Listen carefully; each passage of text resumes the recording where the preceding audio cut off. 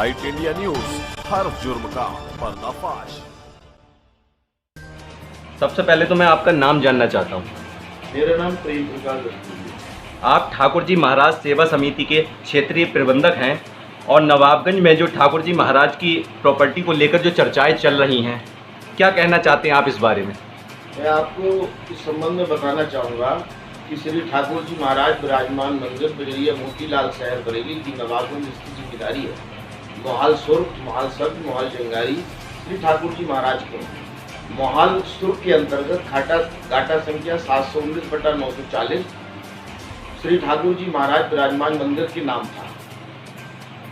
नवाबगंज में कार्यरत लेखपाल के द्वारा अपने अन्य साथियों से मिलीभगत करके बिना किसी सक्षम अधिकारी के आदेश के उस घाटा संख्या को इनने अपने अपने परिजनों के नाम दर्ज कर लिया था और उस पर अवैध रूप से निर्माण कार्य प्रारंभ करा दिया था। जब हमें इस चीज की पता लगी तो हमने आयुक्त बरेली परिक्षेत्र बरेली को अपना प्रार्थना पत्र दिया था। आयुक्त बरेली प्रार्थना पत्र पे आयुक्त महोदय ने जांच कराई थी। आयुक्त का निर्देश पत्र मेरे पास ये है, आप देख सकते हैं इसे जी। इस पे जांच हुई थी। जांच श्रीमान तहसीलदार साहब नवाबगंज ने करी थी। वो जांच ये है,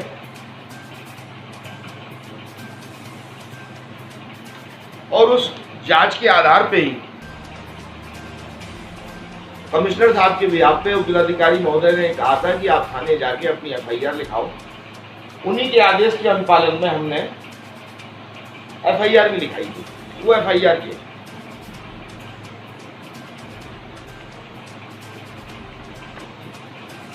एफआईआर लिखाने के बाद विवेचकों ने जो है उस पर एफआईआर लगा दी। हम अदालत गए, अदालत में पुनर्विवेचना हुई, उन्होंने उसी को डिटो कर दिया। अंततः अदालत ने 3 बिंदु तय कर दिए। उन 3 बिंदुओं पर विवेचना न करते हुए उन्होंने फिर एफआईआर लगा दी। फिर मजबूरन हमें डीजीपी को प्रार्थना पत्र देना पड़ा, एडीजी महोदय को प्रार्थना पत्र देना पड़ा।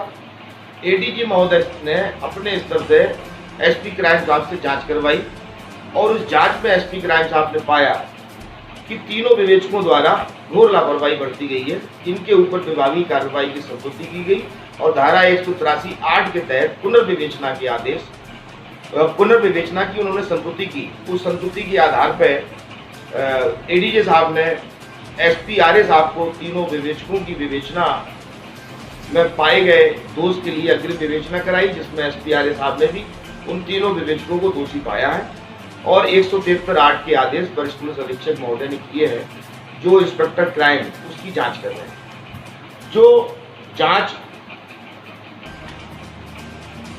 एसपी क्राइम साहब ने की है वो मेरे पास ही है और इसी जांच के आधार पर पुनः विवेचना के आदेश जो हैं उन्होंने किए हैं। अब 173(8) की पुनर्विवेचना जो है जारी है। मैं धन्यवाद देना चाहता हूं एडीए साहब को, जिन्होंने न्याय की दिशा में पहल की। पूर्वगामी सरकार के अधिकारियों ने जो अपने पद और अपनी कलम का दुरुपयोग करके मुल्यमानों को अनुचित लाभ दिया और उस लाभ के रूप में उस लाभ की वजह से आज उन पर विभागीय कार्रवाई संभव हुई और मेरी यही अभिलाषा है कि आगे 173(8) की विवेचना में अगर न्याय मिल जाए तो ज़्यादा उत्तम है। आप लोगों को सबको याद भी होगा कि इस जगह को लेके समाज की भी निगाह है, समाज भी प्रशासन की एक्टिविटी को वाच कर रहा है और अगर पुलिस इस संबंध में न्याय करती है तो निश्चित तौर पर पुलिस का इकबाल बुलंद होगा। और अभी तक तो मुझे अपेक्षा है, क्योंकि इसमें एडीजे साहब स्वयं इस चीज़ को संज्ञान लेके उन्होंने ये सब कुछ करवाया है, तो मुझे एडी साहब के माध्यम से ये अपेक्षा है कि इसमें अब न्याय सत्य मिलेगा। जो अभियुक्त लोग हैं वो लोग जेल जाएंगे और ठाकुर जी महाराज की जमीन मुक्त होगी।